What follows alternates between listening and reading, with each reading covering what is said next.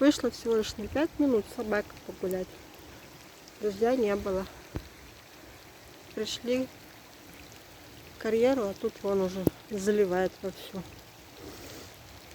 Бедный мой собакинчик не погуляет. Сейчас пойдем уже обратно. Тут так красиво. Лес рядом.